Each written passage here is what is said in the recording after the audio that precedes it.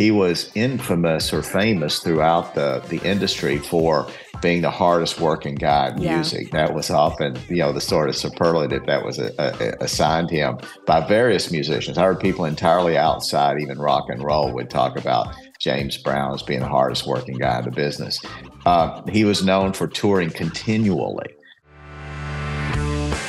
Life's Third Act is a podcast dedicated to helping you get the most out of your retirement. Sponsored by TuckerAllen. Here's attorney CPA Joe Cordell. Welcome to another episode of Life's Third Act. Those of you who watch us regularly know that what we're about is looking for opportunities to learn as well as to entertain as it pertains to estate planning.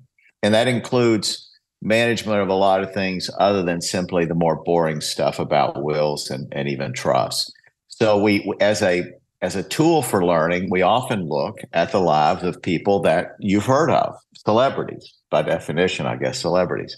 And these are people who sometimes get it right and, for our purposes, more often get it wrong. And I think, quite frankly, for anybody's purposes, I'm sure the statistics, were they ever tabulated, would show that celebrities notoriously do not give enough thought and planning to their lives. And in part, I suspect it's because if they're artists, they're distracted and they're living very busy lives for certainly some portion, if not their entire adult life. And I think that a lot of things get neglected. And this is a story we're going to look at today where some things got neglected and things did not go well. And you could kind of predict they weren't going to go well, but nonetheless, we see this as a chance to discuss this great figure as an artist, and at the same time to learn from his mistakes. Marlea, why don't you introduce us to our subject today, or disclose? Yeah, today we're going to talk about James Brown. You all know him as probably the Godfather of Soul. He was very influential in pop and funk music, and he had lots and lots of albums, lots of top singles, just all kinds of things. He was very huge in his time. Yeah, he was. And people who are watching this and don't know the name James Brown, I'm willing to bet you're under 30. But in any case, James Brown was big. James Brown was huge in music. Like I said, he was the Godfather of Soul. He really introduced funk into the world and paved the way for tons of artists to come. He was one of the first 10 inductees into the Rock and Roll Hall of Fame, and that was in 1986. He had over 70 albums that he created, and that includes in-studio albums, live albums, and any compilation albums he made. And then he had 17 top singles on the Billboard R&B charts, which is huge also. And he also holds the record for most singles on the Billboard Top 100 charts, which is also... That did not reach number one. Yeah. That's an interesting a record to hold. But, it says a lot. It says that he was able to create a lot of songs that were very popular. Mm-hmm. They didn't quite reach number one, but he had the most that were in the category. So the top 100, which is, most of us tend to think, we want to see the top 10 at least. But top 100, when you consider the thousands of songs that are out there, it's just huge. And he held those spots, too. It wasn't like he fluctuated a whole lot. He definitely held them for a long, long time. And a lot of people, I don't think, realize what it means to say that he was kind of the Godfather of Soul, is that soul music was different from rhythm and blues, and soul and what was called funk, and kind of morphed into various things. It morphed into rap from funk. It morphed into disco, more white music, sort of disco. That he impacted a lot of people in a lot of ways. And he introduced new versions of music and new things in the industry that people had never thought of. The idea of doing a live album. Apparently, he was the first to make it a success. When he proposed that this successful recording that he had, he arranged to do a recording at the Apollo where he was infamous for just filling the place and all along people lining around the building, like they did for Sinatra in the late 40s. Everything you build for you and your family deserves protecting. All of those important assets you have worked so hard to acquire and enjoy, you want to make sure they're handled with care. At TuckerAllen, our attorneys will customize an estate plan that will work for you and your family's goals and needs. TuckerAllen, estate planning, probate, and trust administration. Visit TuckerAllen.com. So he had that sort of appeal. So he had the foresight to arrange for there to be a recording there. And then he implored his record company to release this recording. And they were very, very reluctant. They thought the reasoning was, wait, we have a recorded studio music of these same songs. Why would anybody be interested in this recording from the Apollo, a live recording, which there are probably mistakes or something, so it's probably not as good as our studio version. So you could see how somebody thinking very rationally might think, oh, this is a bad idea. But the point is, James Brown could understand the audience and he could understand music. And he knew that there is something better and different about something that's live, and that it brings to the table for music lovers something they can't get from a studio recording. Yep. People who are followers of the Rolling Stones definitely understand this point. Less the Rolling Stones than Grateful Dead. Grateful Dead notoriously couldn't do a good studio album. There just wasn't the energy, and they all their successful albums were live. Anyway, so this whole concept that became huge in the industry, everybody was doing it. The Stones started doing it, and others. This is something that really James Brown was the visionary. And as well as when he did this transition that we talked about a few minutes ago to what became quote unquote soul music, everyone started following him. White music, or I'll call it pop music. Pop music started imitating this style. They took it a little bit of a different direction. People who are doing blues and rhythm and blues, they kind of took it in a little different direction. And he started talking in some of his songs, a sort of talk-sing approach in his music that he started to do in the 70s and 80s. This introduced, of course, rap, and he kind of lit the way that a lot of people ran with and very successfully commercially. He was very special. And one other thing I want to call attention to that bears repeating is to be in the top 10 that go into the Rock and Roll Hall of Fame. I mean, think how much competition there was in 86 or so to enter that. I mean, there were so many people who were worthy, and to make it into the top 10, James Brown was special. He may not have stayed in the charts as much as some top 10, I would say, as much as some people that we've talked about or some names in the industry. But it's funny, the people who really change the industry and command the respect and admiration of their peers, though sometimes they have the most number one hits, but often they don't. I mean, they're just super talented, and they contribute things and innovate in a way that others regard them as role models. But the people who most regard them as role models are their peers, which is a greater compliment than the public at large.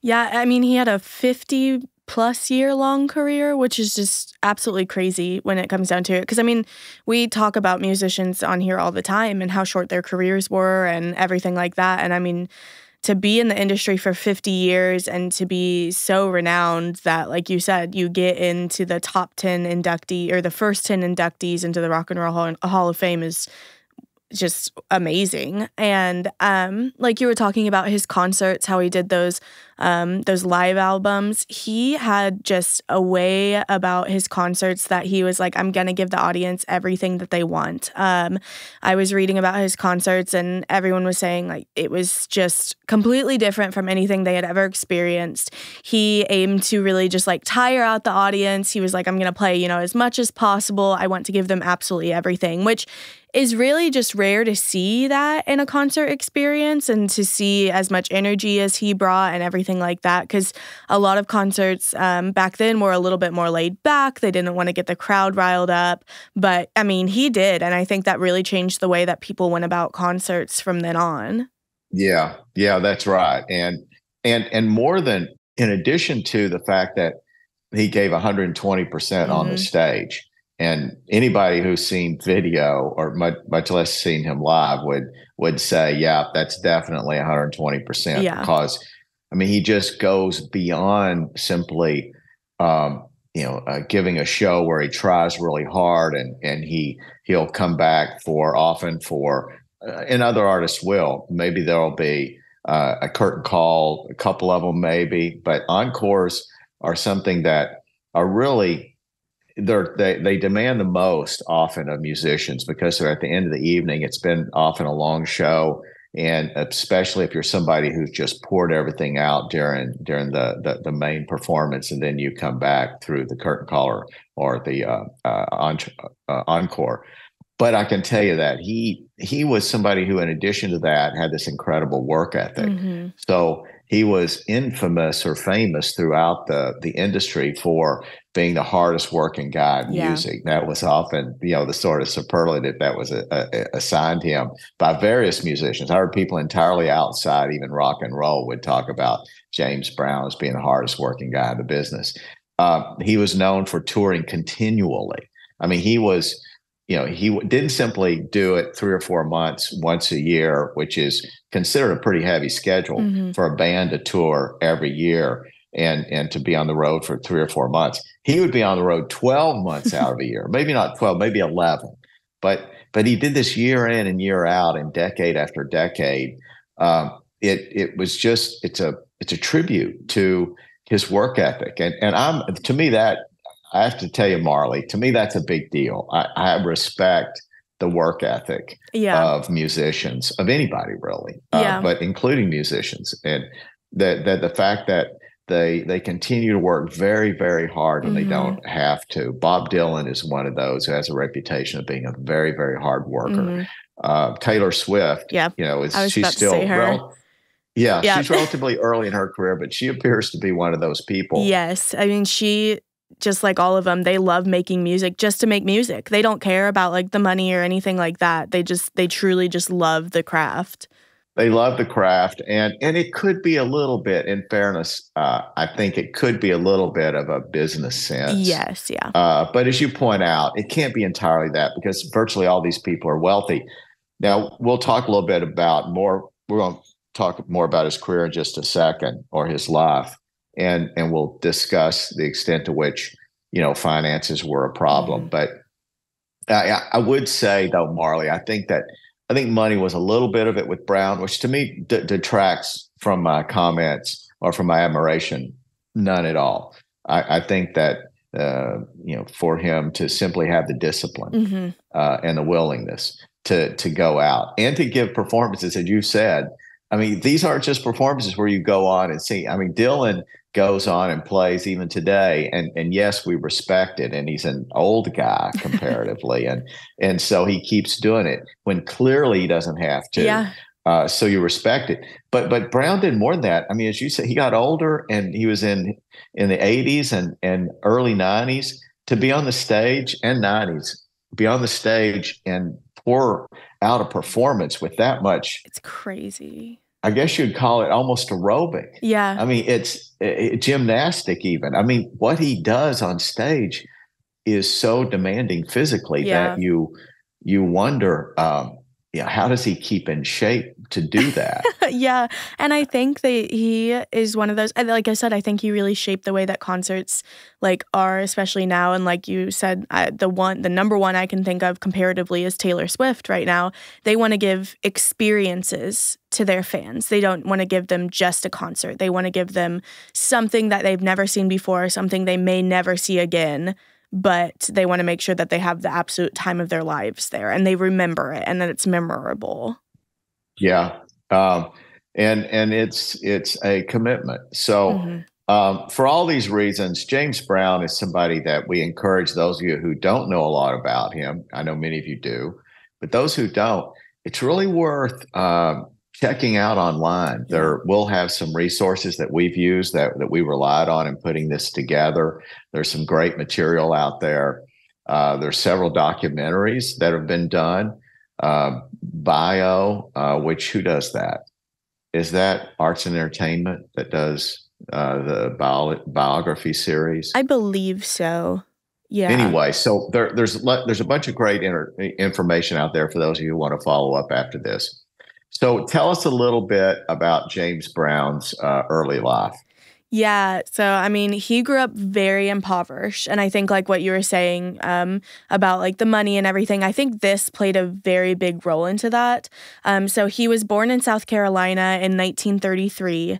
His mom was only 16 years old and his dad was only 21. So very, very young parents. They didn't have a lot to their names. He really didn't have a lot to his name growing up. They eventually... I have to interrupt you. You're fine. It's worse than not a lot. Yeah, right? yeah. Meaning he had an outhouse, and I mean these people were poor. Yeah. We're talking Southern black poor at the time, which is about as poor as you can get in America. Go ahead. Yeah, and eventually they moved to Georgia with his aunt, and then his parents do divorce. It was an abusive marriage, so he did grow up in an abusive household. And then he kind of rolled into he started singing in talent shows as a kid. He started going to church and singing in the choirs, very big into gospel, and that's kind of where he got his start. And it just kind of flowed from there for him. He was very much like a natural-born singer, and I don't think that he ever really had the notion that he would become something big out of it. Like we were saying, I think he really just loved to do it, and it kind of just, rolled into that. But he did have some troubles in his teens with robbery and crime. He did, we'll talk about this a little bit more, but he did get sent to a juvenile detention center. He got sent to prison a couple of different times. And so that really shaped kind of his music as well and just who he was as a person. And it's kind of funny because he actually did get his start in music as or when he was in juvenile detention, because he was singing for all of the prison groups in there and all of the prisoners. And some of the other prisoners who had a little bit more influence, they were like, we got to get this kid out of here because, he's going to be really big. And so they actually got him out on like a, I can't remember what it's called, but it's something like a workforce. It's an early release. Yeah, for like the workforce purposes, because he was a hard worker, like you were talking about, not just in, singing, not in anything like that, but just really in any job that he did. So he got an early release based on that. And that kind of pushed him forward into his career. Yeah, and one thing that really, we have to dwell on this, and I apologize for mentioning it again, but it's a point that, if you don't understand how important work was to James Brown, you don't understand James Brown.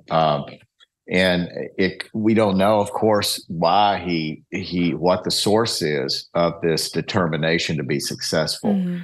But he did. He had this obsession with becoming successful. I'm sure some of the impetus came from his poverty, but we know others that live in poverty and don't derive that sort of determination. Yeah. So he did, and there's a pattern. I mean, he had a shoe shining stand when he was very young, and he had to make money because he couldn't get it from his mother, and he was living with his aunt, who at the time, it was a house of prostitution. Yeah. And Augusta, was it? I think it was Augusta. It was Augusta, Georgia. Yeah.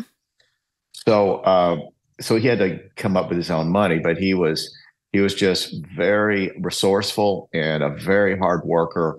And even it's not entirely inconsistent, the fact that this crime came into his life at the time. For him, he just had this determination to succeed, and he wasn't real picky about how he did it.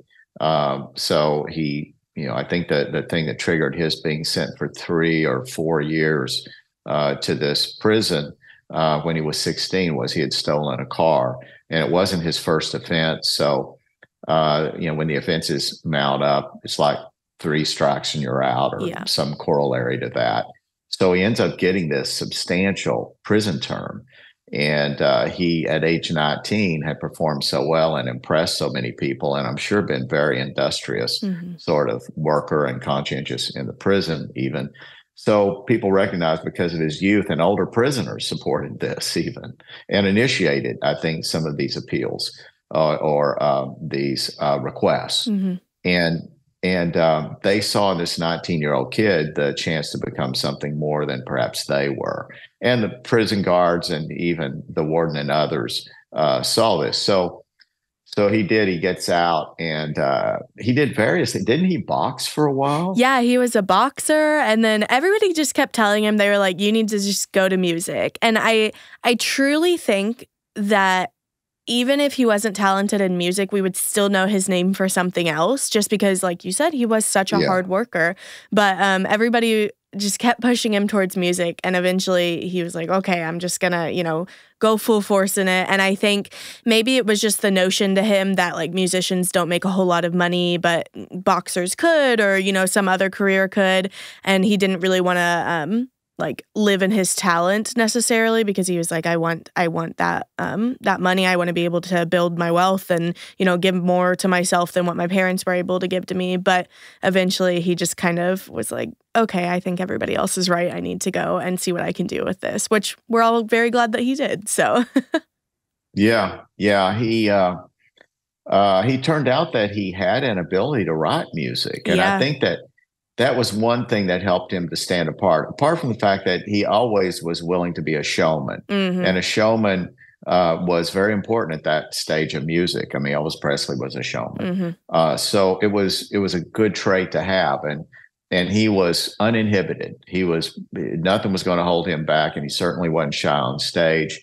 And he had those qualities. But what many successful people and even very good artists lack that keep them from becoming great is they may not have the ability to write music. And James Brown, it turns out, very early on, he demonstrated the ability to write hits and wrote a number of hits and copyrights, as we'll come to again, and as we have in the past. Intellectual property is the best kind of property to own. It doesn't require maintenance in the traditional sense of the word, and it produces a stream of income for the balance of your life, presumably. So he had that ability to write music, and in addition to the ability to sing, in addition to being a great dancer and entertainer and just a character that draws the attention of the public, he had all those qualities. He started writing hits. It was the latter 50s that he had his first hit? It was 54 that he joined the Bobby Byrds group. And then they kind of evolved from one thing to another, and then they broke up. And then in 58, he wrote his first top single, which was Try Me. Oh, okay. And then, Please, Please, Please came later, right? Yes, that came a little bit later. Okay. So, yeah, people talk about Elvis Presley, and I'm a big fan of Elvis Presley. And Elvis Presley is great. He's great, though, in a different way. And he's a fine singer and interpreter of songs, etc. Same way with Frank Sinatra. But though, as talented as those guys are, Brown could also write music, and he had the package that allowed him to dominate music in his genre for several decades. Yeah, I definitely agree. And I mean, he went on to really like form his own band, and then they just kind of like blew up. Like you said, they never really stopped touring a whole lot, and he never stopped writing music. And I think everybody just loved him even more for that, because he was constantly giving his fans new music, new shows, everything. Yeah, and he did spend money, and coming to the money theme, which is not inconsistent with the fact that that was always important to him to be successful. And part of that was money. It doesn't imply that you manage money well. It just means that he was determined to make a lot of it. And he did. Unfortunately, he spent probably more than he should have. He did have some financial challenges later in his career, but he was one of the first to tour in a jet. Yeah. I don't know exactly when like Led Zeppelin and those guys started buying jets, but I think at the time he had to be the first to be touring in to own his own jet. I mean, Buddy Holly, that plane, I'm pretty sure that he had leased that plane that ultimately took his life, for example. Yeah. So it wasn't uncommon for artists to travel around in planes, but they didn't own planes. And virtually never would they have been jets at that time. Yeah. I don't know of an example other than where Brown bought the first. And I think that's the early 60s. Yeah. So he was a showman, and he wanted to go in style. And he had a reputation for spending liberally. And I don't know that we can characterize him as a good businessman per se, because he's primarily an artist first and foremost. And that's the reason he's famous. He's not famous for being a businessman. He's famous for being an artist. So, but the things he did were bold, and they were helpful to his career in many ways. But ultimately, maybe they didn't pan out financially. I think, for example, about his acquiring radio stations. Again, I've looked and I can't find other artists in this period, the early 60s and mid 60s, that were starting to buy radio stations. That is a bold move in order to get yourself played. But he did. He bought at least 3. Yeah. And it became a great platform for him. Ultimately, some of these assets he lost when he went through a lean period, and his debts were greater than his assets. So a number of these things had to be sold before he died. They were sold. But he was never broke. He always had money. He always had the ability to generate money. He always had the copyrights. So one thing about it was he was never broke, despite going through periods of financial challenges where it looked like he was, going to have to start over. He managed to go to work, generate money, pay off debts, even deal with the IRS, which almost sunk him completely. This ain't what I mean when I say on the one hand, he was determined to earn a lot of money, but it didn't make him a good businessman, and he failed to pay taxes for several years. And we're talking of a tax bill in the millions at a time when $1 million was a lot of money. And I think this came up in the latter 70s, maybe early 80s. Yeah, I believe it was. No, I think it was the 70s, wasn't it? Yeah, I believe it was the 70s. So, when we see artists that fail to pay taxes, we think of it, as that notorious problem that musicians especially can't seem to do correctly or consistently. And Willie Nelson famously went years and didn't pay taxes. So this also will tie in with some comments we'll have later about trusting people that you place in control of your assets, because you don't want to really be a business person primarily, and you want to know that your assets are secure, that somebody's taking care of things for you, and you want to generate money. And certainly James Brown was determined to generate money, and did. Yeah. And one thing let me mention, and I don't want to take away from a couple of points that I know you wanted to make about his career. Did you read about the fact that he would levy fines on the band? Yes, I did read that, and I thought that was super interesting, and that was kind of like my next point. But I'll let you go into that, because there was a piece. Okay, I'll say a little bit about it, and that was that he was really, I think, respected in an interesting way by his peers, other great artists who had trouble with the bands, and you have a backup band, and it's hard to become a manager. Most artists do not want to be in a position where they have to manage. I'm sure Bob Dylan does not want to manage a band, to go on the road, which at one time he did with 20 or so musicians, not to mention everyone else that travels with them, and have to figure out how to manage them, to be sure they show up on time. It is a headache. People take that for granted, but somebody's got to do it. And if you have a road manager then it's their job to manage the band. But it is something that's a continual headache to people who really want to be musicians, and they don't want to focus on those aspects. So Brown, though, I mean, he was tough. He was tough as nails, and he had a rule that when you showed up with your shoes shined. Mm-hmm. In other words, at the time they wore this patent leather as part of his dress, and a bow tie, always a bow tie, and in his band. And if you showed up without a bow tie, you weren't going on stage that night, and your pay was docked. And so he would regularly inspect. He would have an inspection in which, if he saw things that were out of place, you got pay docked. And if you played a wrong note on stage, something that that was not as your part should be performed, then you got pay docked.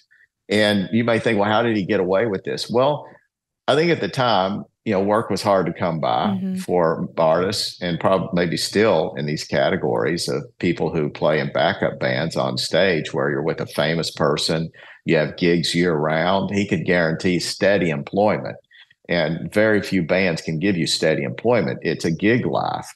And instead, James Brown, when you got signed on with his group, as long as you dotted your I's and crossed your T's, as long as you did everything exactly the way you're supposed to, you could have a job for a long time. Yeah.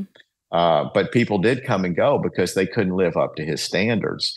And there's even a joke told in the industry, and every musician in the industry is familiar with the James Brown management methods. I mean, everyone was. And you hear comments made by Jimmy Page, who, rock music, and you hear comments made by Engelbert Humperdinck, I think, where I was commenting on the way that he is managed, or the way he plays his music or controlled his band.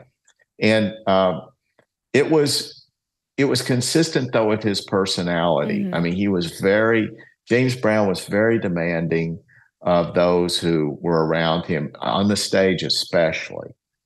He should have been more demanding of the people who managed his money. Yes. But as to the people on stage and his performances, that was what he lived for. Mm-hmm. And he wanted those to be great. And he was giving 110, 120%, and he expected everybody else to. And there were a lot of musicians that were fired, but certainly they were fined time and time again over these infractions. Is that what you read? Well, so I read that, and then I read another very interesting thing, that he had a no drug and no alcohol policy for his band in the 70s. And if he found anything, if he saw you drink anything, he would fire you and you wouldn't have a job anymore. And I'm not sure if the fines fell into that. I just think he had a no tolerance policy.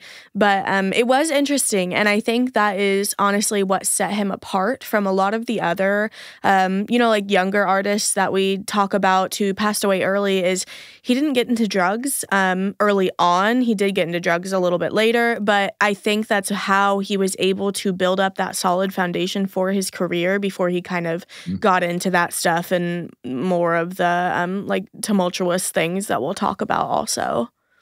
Yeah, you're right. I found that interesting too, that he apparently didn't drink much at all. Yeah. And no drugs early on. Yeah. And then later on, of course, his life kind of spins out of control a little bit, though he continues working through all this. He accidentally got addicted to PCP, which I thought was really odd. And I read that and I was like, I have to do more research on this, because how do you accidentally get addicted to PCP? And I guess one of his friends or somebody he was with gave him what he thought was a cigarette. And I think it was, I read that it was marijuana laced with PCP, and he got addicted immediately after that. So I was like, that's interesting that all of that happened, but that was definitely his drug of choice was PCP, I guess, the whole way after. And that didn't happen until I believe when he was in his later 40s. So it wasn't the majority of his career. Yeah, there was, on the road you get exposed to a lot of things, and especially during that era. Yeah. So he did somehow end up with a drug problem. Mm-hmm. And it was a little surprising because of all the problems he had early in life, and he had a bunch of them, Yeah. it didn't include drugs and alcohol. But we have to, in fairness, we have to talk about the fact that he has a reputation and had a reputation of being violent. Yes. And he did end up going back to jail or prison a couple of times, mainly related to gun offenses. And he had this thing with guns, and he probably was a little paranoid. I'm sure he was paranoid, meaning he really felt that he needed these guns, and he would have this combined with some sort of domestic violence event. So he would, just have occasions where the police would be called. He would have a gun there, maybe not on the person that he'd had the domestic violence, but the domestic violence triggered the police coming, and then he has a gun, and suddenly he's either, for a while, it was a car chase on one occasion, two occasions, where the police actually had to pursue him.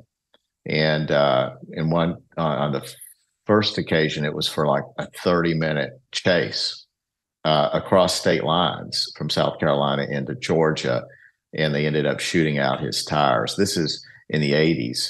And then another occasion when he had a dispute with a cop, it was another case where it was a car chase. He was accused of assaulting a policeman. There are numerous domestic violence charges against him, complaints, obviously a lot more complaints than the charges, but I don't know how many of the domestic violence allegations resulted in convictions for domestic violence. I'm sure there were a few, but there are just so many that you don't doubt the fact that it's a real problem for him. And he was inclined to be violent and abusive. It just, when you admire somebody, you've got to acknowledge their shortcomings. What did you see? Yeah, a lot of the domestic violence was just throughout his marriages. Unfortunately, we can't say that he had really good marriages or that he was honestly a really good dad. I think he was on the road a bit too much to be a good dad. And then when he came home, he was pretty abusive. We can say that that's what he grew up seeing, and that is how his childhood went. But obviously, when it comes down to that stuff, you make a choice. But it kind of is sad because I think everybody loved him so much, and a lot of this would come out, and he would be the idol of a lot of people, and then they would just kind of be like, okay, well, who is this person that we think is so great? And so I think he definitely had, like all people do, his very good side and his very bad side, and his very bad side just definitely came out in his marriages and his personal life. Yeah, and he did. There were a number of lawsuits filed by women alleging domestic violence, sexual harassment. They were settled. Everyone that I read about was settled. So that raises some questions. When somebody settles a lawsuit, it doesn't always mean they're guilty. Yeah. But when you have a bunch of lawsuits filed by a number of different people, And they're all settled, and you settle all of them, that does look a little like you're guilty. Yeah. Because at some point you should, if that were not true, you should be protecting your reputation and challenging it. So I think that today he would have gotten a lot more heat than he did at that time. In that era, our culture was more tolerant of that sort of thing than it is today. So he didn't pay the price professionally that he would pay today. Although he did pay a price. I mean, when he went to prison for, I think, a year and a half, this was around 1990. And this was, the culmination of a number of arrests relating to violence and guns. And then finally this police chase. So that was when the police were really unwilling to tolerate it anymore. And they had let him avoid jail time over and over and over. And finally this time he's sent, and this was by the state of Georgia. I'm pretty sure it was in Georgia. He served a year and a half. And then again, he served time, but the form it took was a drug rehab facility. Mm-hmm. And I think that was for 3 months, maybe. And I think that he probably never completely shed his drug use, although you don't see it consuming him. I didn't find evidence that it consumed him to the extent that it does some whose lives fall apart and they die. Yeah. We see a lot of those, Jimi Hendrix and others. But Brown never seemed to allow his addictions or whatever was going on in his life, unless he is locked up, he was out working. Yeah. And again, that's a theme with him is he's determined to continue to work. Can you talk a little bit about his marriages? He had what, 3? Yeah, so he had 3 legal marriages and legally recognized marriages. The first was to Vilma Warren, and it was in 1953, and they did have one son together. And then it was over a decade later, actually, that they separated, and that was in 1969. And they actually maintained a really close friendship until he passed. So I'm not exactly sure why they got divorced, but they were very close from then on. And then his second marriage was to Dee Dee Jenkins, and that was in 1970. And then they had 2 girls together, and I believe in 1974 they divorced. And Dee Dee and the 2 daughters, they talked about how that divorce was nothing but abuse. So I think that was just a really bad time for all of them. And I believe that is when he got a majority of his charges as well, because, that whole cycle just kept going and going. So they separated, and then his third degree was to Adrian Rodriguez, and that was in 1950. Not 1950, that was in 1984. And then there was a couple headlines of domestic abuse, and there was a couple things that went out in the papers. And then they actually filed for divorce in 1988. And then she said Rodriguez was the one who filed, and she said that it was because of years of cruel treatment, but then they reconciled. So we're not really sure what happened. Obviously, a bunch of things were kept under wraps, and then she actually... But the divorce went through. No, the divorce didn't go through. It was only filed, but she actually passed a year later. So he technically, yeah.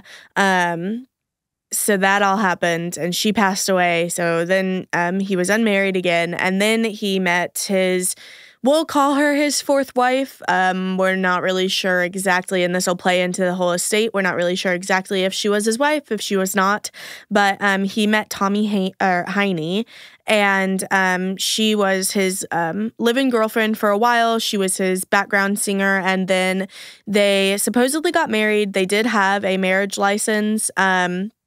And then it came to light that Heine had married a man from Bangladesh and thought that the marriage had been annulled, and it actually hadn't. She couldn't produce any paperwork for it or anything like that. She said that they had only gotten married because he had needed a green card, the man from Bangladesh, and then they had gotten it annulled, but it didn't really work out that way. And like I said, she couldn't produce any paperwork. And so then her and James Brown's marriage wasn't considered legitimate. And we'll kind of get into the nuances of that and how that affected the estate plan. But people did consider her his 4th wife. So yeah, and she considered herself his 4th wife. They did have one child together, James II, and he was actually born after James Brown's death. So at the time then that James Brown died, we had Heine, who claimed to be his wife, and he acknowledged her, or he presumed she was his wife. Mm-hmm. They had how many children? How many children overall did he have that we know of? He claimed 9 children. Overall, I believe I saw the number 12. And 3 came forward after his death, claiming that they were his children. But like I said, he only recognized 9, so quite a few. Okay. So he acknowledged 9 kids. And of course, the issue of whether or not he was married becomes important in the litigation and whatnot occurred after his death. So, Marley, this is a good place for us to stop. I can see that this show is going to be longer than our shows often are. And this is because there's so much to say. And furthermore, after James Brown's death, there's so much that happens. Yes. It must hold some sort of record in terms of the amount of litigation that occurred after his death. So we want to be able to give that ample time. So we're going to do that in a separate show. So we hope that you all come back and join us for the next episode of Life's Third Act, where we'll pick up talking about the death and the estate of James Brown. So one other thing I want to mention is if you enjoy what we're doing here, this opportunity to talk about celebrities and to learn about estate planning and whatnot, hit the like button. Definitely hit subscribe. These are very important to us to encourage us. It's not a financial thing with us, as you know. This is strictly a thing that we do out of the love of this and the enjoyment of it. We like the material, and we hope you do too. So please let us know that you also enjoy this. Subscribe, hit the like button, and comment. Tell us what you think about what we're doing. Thank you. This has been another episode of Life's Third Act. Till next time, take care. You've been listening to Life's Third Act, a podcast for thriving in retirement. Sponsored by TuckerAllen, your estate and elder law advisors. Each week, we discuss topics and answer questions to help you better plan for your future. For more information, visit TuckerAllen.com. Subscribe and listen again next week for another edition of Life's Third Act. The choice of a lawyer is an important decision and should not be based solely on advertisements.